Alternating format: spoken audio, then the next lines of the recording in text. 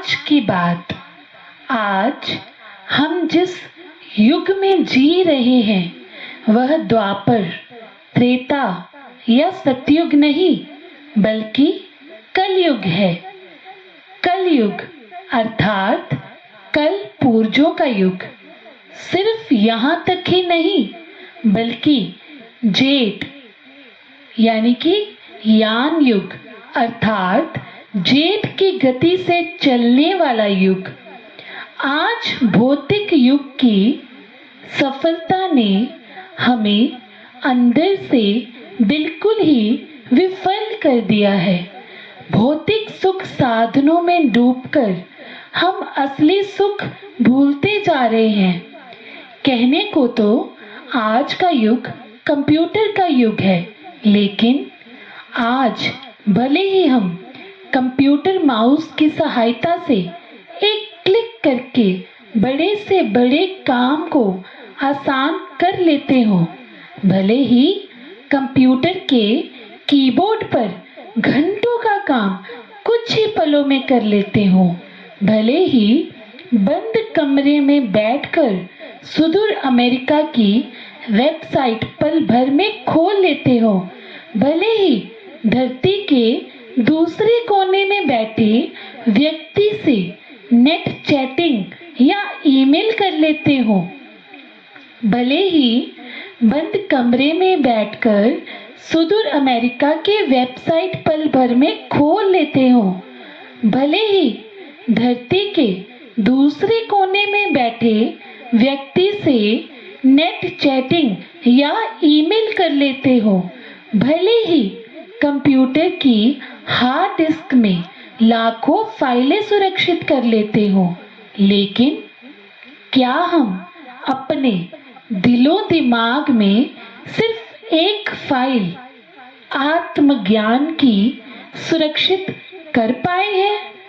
भले ही हम बहुत उन्नत पेंटियम 4 के जमाने में जी रहे हो, लेकिन प्रेम, शांति, संतोष, नम्रता आदि सार्थक शब्दों को हम बिल्कुल भूलते जा रहे हैं। आज हालात ऐसे हैं कि देश, विदेश, समाज, परिवार आदि से जुड़ाव की बात तो दूर, हम तो अपने आप से भी कटते जा रहे हैं।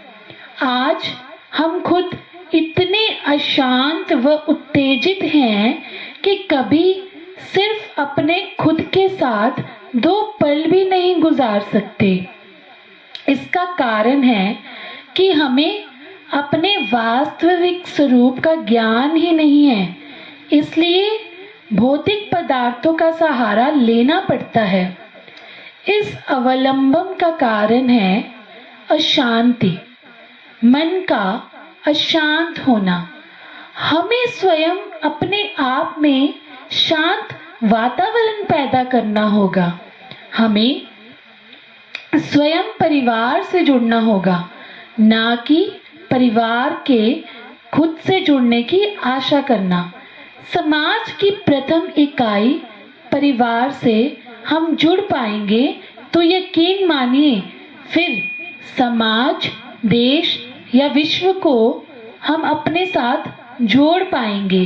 फिर ऐसा वातावरण तैयार होगा, ऐसा विश्व बनेगा जिसमें हमें अखबारों के मुख पृष्ठों पर जिहाद, आतंकवाद, बलात्कार, आगजनी आदि पढ़ने को नहीं मिलेगा, बल्कि सामने होंगे प्रीत, नम्रता, समदृष्टि आदि के सकारात्मक समाचार। भूलें कहते हैं कि इंसान गलतियों का पुतला है।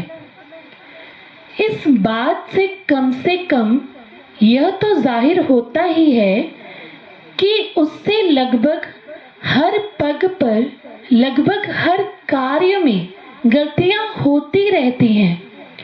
पुरातन संतों ने भी लिखा है कि भूलन अंदर सबको अभूल गुरु करतार, लेकिन इसका मतलब यह भी नहीं है कि इंसान गलतियां ही करता रहे। कुछ गलतियां तो स्वाभाविक होती ही हैं, कुछ स्वार्थवश होती हैं और कुछ भूलें तो मजबूरी में करनी पड़ती हैं। उन्हें भूल माने या दृष्टा, इसे आप विचार लीजिए, लेकिन करने वाला उन्हें भूल ही कहता है। कुछ भूलें जानबूझकर और सोच समझकर की जाती हैं। अब आप कहेंगे कि जानबूझकर और सोच समझकर पर भी भला कोई भूल होती है? उदाहरण के लिए देखें कि गृह कार्य से तंग होकर एक बहू कभी दाल में नमक नहीं डालती, परंतु क्षमा जरूर मांगती है। कभी सब्जी में ज्यादा मिर्च पड़ने की भूल स्वीकार कर रही होती है, कभी चावल में घी डालना भूल जाती है। गृह कार्य से राहत पाने हेतु ये भूलें वह जानबूझकर खुशी खुशी करती है, परंतु प्रकटता अफसोस जरूर दर्शाती है।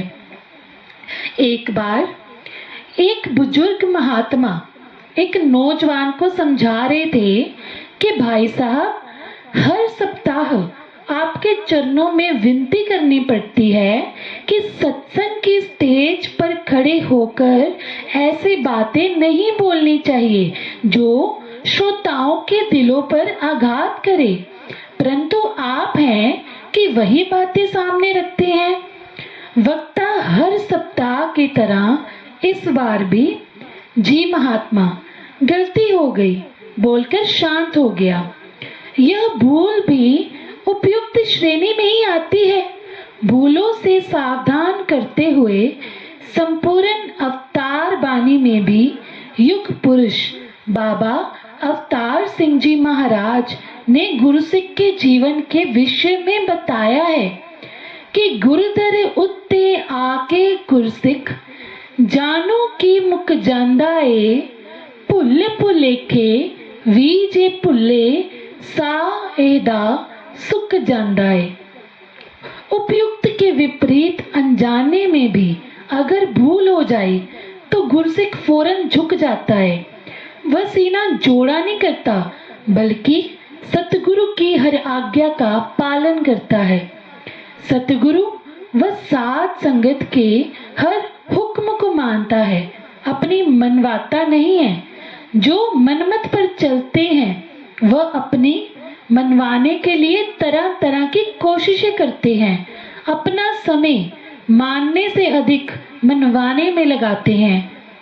एक कवि ने भी क्या खूब बताया है। वह कहते हैं कि सोच ले रे मन कैसी जिंदगी बिताएगा, सतगुरु की मानेगा या अपनी मनवाएगा। कहा जाता है कि एक बार बुल्ले शाह से कोई भूल हो गई। अंत तक वे अपने सतगुरु को प्रसन्न करने के लिए काफी यत्न करते रहे और अंततः यही अरदास की कि हे सच्चे पातशाह, मैं बुल्ला नहीं भुल्ला हूँ, मुझे बख्श लो। और वे बख्शे गए। सचमुच सुबह का भूला अगर शाम को घर आ जाए तो उसे भूला नहीं कहते, परंतु मन मर्जी करने वाला कभी माफ नहीं होगा।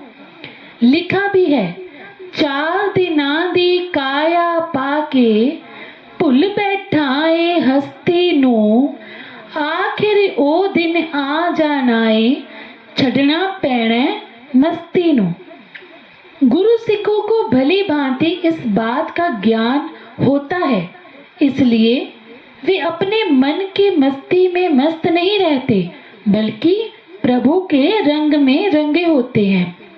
आइए हम भी अपने लिए सतगुरु के चरणों में यही मांग मांगे कि भूलें जो हुई हमसे, भूलें जो हुई हमसे दातार क्षमा कर दो। अब भूल करे ना हम, हमको ऐसा वर दो। अब भूल करे ना हम, हमको ऐसा वर दो। चरण स्पर्श धन निरंकार का रहस्य।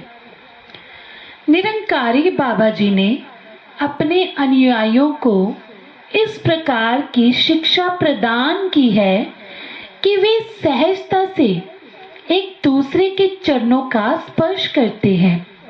यह चरण स्पर्श ही मिशन की शिक्षाओं का पहला परिचय बन जाता है।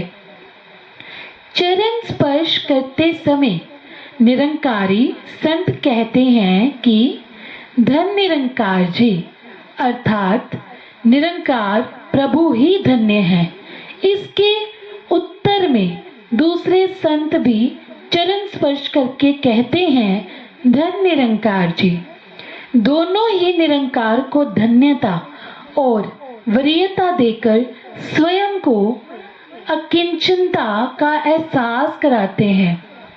जब निरंकारी महात्मा आपस में मिलते हैं तो धन निरंकार शब्दों का प्रयोग करके बड़ी नम्रता एवं प्रसन्नता से एक दूसरे के चरणों पर माथा टेकते हैं अथवा हाथ द्वारा चरण स्पर्श करके चरण धूलि माथे पर लगाते हैं। यह धन निरंकार ब्रह्म ज्ञान के निज अंतर में प्रवेश का प्रगटावा है। यह प्रदर्शित करता है कि निरंकारी संत सदा प्रत्येक मनुष्य में निरंकार प्रभु का स्वरूप देखते हैं और अपने गुरु भाई को सतगुरु का स्वरूप समझकर प्यार एवं सत्कार देते हैं। इस अवस्था में आने के बाद मनुष्य का अभिमान समाप्त हो जाता है और सामूहिक रूप से सुंदर समाज अर्थात सारा संसार एक परिवार की नींव रख दी जाती है। चरण स्पर्श के इसी रहस्य को प्रकट करते हुए संपूर्ण अवतार वाणी में लिखा है कि गुरु सिख नूं जद गुरु सिख मिलदा वेख के चाल चढ़ जांदे ने एक दूजे दे पैरां उत्ते न्यो न्यो सीस झुकांदे ने। परस्पर धन निरंकार की मर्यादा तथा महानता का वर्णन करते हुए सतगुरु बाबा हरदेव सिंह जी महाराज ने एक बार इसकी तुलना साइकिल के ताले से की। उन्होंने फरमाया कि धन निरंकार कहते समय एक गुरुसिख का शरीर दूसरे गुरुसिख के चरणों में इस प्रकार झुकना चाहिए जैसे साइकिल के ताले की गोलाई होती है। गुरुसिख का मन इतना कोमल हो जैसे साइकिल के ताले की भीतरी स्प्रिंग होती है।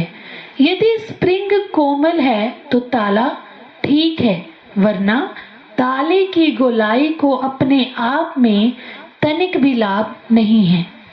कहने का भाव कि एक व्यक्ति दूसरे गुरुसिख को धन निरंकार करते समय यदि सिर्फ ऊपरी तौर पर ही झुक रहा है तो यह वैसा ही है जैसे साइकिल का ताला तो गोल है लेकिन स्प्रिंग खराब है। इस अवस्था में उसकी गोलाई भी लाभप्रद सिद्ध नहीं होती। इसके विपरीत यदि एक गुरुसिख शारीरिक रूप में साइकिल के ताले की गोलाई की भांति झुकता भी है और उसके मन के भाव भी कोमल होते हैं तो तब ही की गई धन निरंकार संपूर्ण रूप में स्वीकार्य मानी जाएगी। इसी प्रक्रिया से हर प्रकार के वैर विरोध, ईर्ष्या, ऊंच नीच, अपने पराये, जाति पाति जैसी विपरीत भावनाओं पर ताला लग जाता है और मनुष्य भावनात्मक स्तर पर एक भक्त अथवा विश्व नागरिक के रूप में गुरु की स्तुति करते हुए सहज तथा सुखी जीवन व्यतीत करता है। इस आत्म भाव के संबंध से स्पष्ट हो जाता है कि चाहे बहुत कम माया कमाने वाले भक्त कबीर जी रह रहे हों या महलों में रहने वाले राजा जनक ही हों, आध्यात्मिक आधार पर इनकी स्थिति एक समान है। आज भी ये देखने में आता है कि एक अफसर निरंकारी बाबा जी की अनुयायी होने के नाते अपने मातहत कर्मचारी यानी कि चपरासी के चरणों में नमस्कार व धन्यवाद कर लेता है, क्योंकि वह उसमें अपने सतगुरु का रूप निहारता है और इस अवस्था में ये दोनों ही समान रूप में गुरु की कृपा के पात्र होते हैं। धन निरंकार वास्तव में दो तरफा क्रिया अथवा अवस्था है। मार्च 2004 में सतगुरु बाबा हरदेव सिंह जी महाराज ने एक दिन विशेष रूप से यह स्पष्ट किया कि धन निरंकार कोई एक तरफा व्यवहार नहीं है। जबकि एक गुरसिख किसी को धन निरंकार करता है तो दूसरे के लिए भी यह आवश्यक हो जाता है कि वह भी धन निरंकार का उत्तर मर्यादा पूर्वक धन निरंकार करके ही दे। कई बार हम देखते हैं कि एक महात्मा जब धन निरंकार करने लगते हैं तो आगे से दूसरा महात्मा बीच में ही हाथ पकड़कर कहता है, बस महाराज जी हो गई धन निरंकार। अर्थात स्वयं तो झुककर धन निरंकार की नहीं, साथ ही उसे भी नहीं करने दी। ऐसा करने वाले गुरु की इस चेतावनी को भूल जाते हैं कि जिस गुरु सिख नो नीवण भुल्ले ओथे गुरु खलोना नहीं, कहे अवतार ये हो जे सिख दे नाल गुरु ने होना नहीं। अब हम स्वयं अनुमान लगा सकते हैं कि मर्यादा के अनुसार झुककर कोमल हृदय से धन निरंकार ना करने की मामूली सी लापरवाही के कारण हमारी कितनी बड़ी हानि हो सकती है। अविनाशी निरंकार प्रभु की पहचान के बावजूद हम चौरासरी के चक्कर में फंस सकते हैं, क्योंकि हमारी रूह का रब के साथ अपने हाथों मेल करवाने वाला सतगुरु हमारे पक्ष में ही नहीं होता। नम्रता सहित मर्यादा के अनुसार धन निरंकार करना निरंकारी होने की पहली निशानी है। यह क्रिया द्वारा निरंकार की धन्यता का एहसास बना रहता है और नमस्कार सतगुरु को स्वीकार होती है। इसलिए धन निरंकार कहते समय कभी भी संकोच नहीं करना चाहिए, बल्कि ये एहसास करना चाहिए कि झुकता है वही जिसमें जान है, अकड़ना तो मुर्दे की पहचान है। झुककर व्यक्ति अपने जीवित होने अर्थात ब्रह्म ज्ञान के पात्र होने का प्रमाण देते हैं। विनम्रता व मर्यादा पालन से सतगुरु के प्रति प्यार बढ़ता है, जिसकी परिणति ही तो भक्ति के रूप में ही होती है। आवश्यकता धन निरंकार के रहस्य को समझकर आत्मसात करने की है।